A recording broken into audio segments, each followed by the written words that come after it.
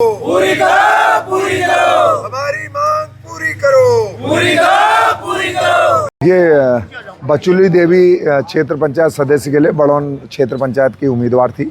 उन्होंने नामांकन किया था 3 तारीख को और जिसमें 29 प्रपत्र जमा किए थे जो कागज पूर्ण थे। उसकी रसीद भी आरओ ने उनको दी है। अचानक संडे के दिन एआरओ और श्री थवाल जी, श्री सुयाल जी और श्री मेहता जी ने एक संविदा कर्मचारी को अलमारी की चाबी दी। शराब पीकर उन्होंने उसके प्रमाण पत्र अलमारी से गायब कर दिए और 8 तारीख को जिस दिन नॉमिनेशन जांच होती है उस दिन इनको ललित भाई को कह दिया कि तुम्हारे प्रमाण पत्र निरस्त कर दिए जाते। इन्होंने कहा क्यों? तो उन्होंने कहा कि 2 पत्र तुम्हारे गायब हैं। तो जब ये बात हमको पता चली तो कल हम ओखलकांडा गए।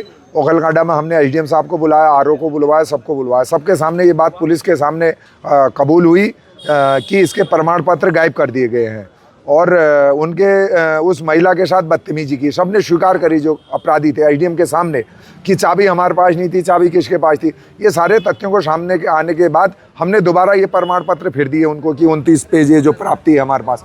तो उन्होंने कहा कि अब हमने पहले जो डिसीजन ले लिया उसको हम बदलेंगे नहीं और चूँकि टाइम था हमारे पास प्रमाण पत्र जांच करने की, कल तक का दिन था। कल पूरे दिन उन्होंने हमको ऐसे उलझाए रखा और कल जब डेट निकल गई तो उन्होंने कहा कि अब हम तुम्हारा कुछ नहीं कर सकते।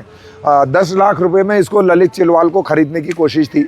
ये बिके नहीं तो इन्होंने कहा मैं चुनाव लड़ूंगा। जब बिके नहीं तो उन्होंने कहा अगर तुम चुनाव लड़ रहे हो तो तुम्हें लड़ने तो हम नहीं देंगे।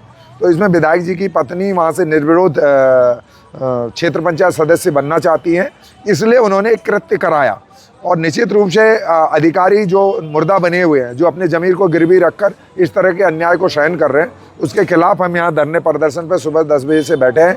और महिला के साथ अश्लील शब्दों के साथ उसके साथ अश्लीलता की गई, उसकी तहरीर हमने खनसिया थाने को दी है और जिसमें पुलिस ने 24 घंटे बीत जाने के बाद उस पर भी एफआईआर दर्ज नहीं की है। तो हम सुबह कप्तान के यहाँ गए थे, अभी कमिश्नर साहब के, शाम को फिर रात होगी तो फिर कप्तान साहब के यहाँ बैठने चले जाएंगे धरने में।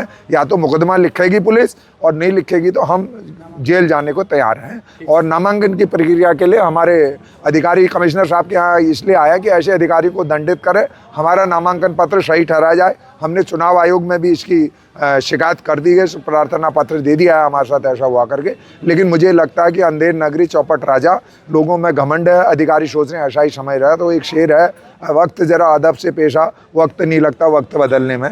ओखलकांडा के लोग आज आए थे और यहाँ पे ये कुछ समय धरना वगैरह इन्होंने किया था आयुक्त महोदय के आवास पे। तो चूँकि इनका जो कहना है ये कह रहे हैं कि हमने नॉमिनेशन दाखिल किया था और हमारा जो नॉमिनेशन है वो खारिज कर दिया है कि कुछ कागज़ों में कमियां हैं और कुछ कागज़ जमा नहीं किए हैं।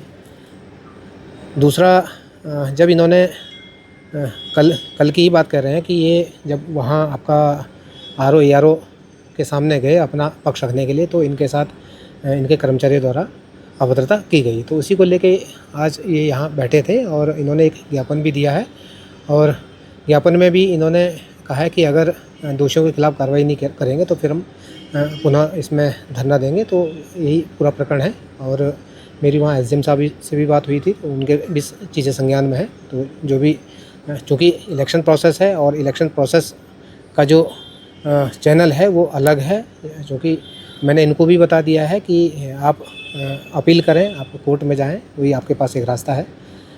तो ये सब वार्ता हो चुकी है और आज फ़िलहाल तो आज इन्होंने जो धरना है वो ख़त्म कर दिया है। लेकिन एफआईआर लॉन्च करने की ये बात कर रहे हैं कि एफआईआर लॉन्च होनी चाहिए, अगर नहीं होती है तो फिर पुनः धरना देंगे।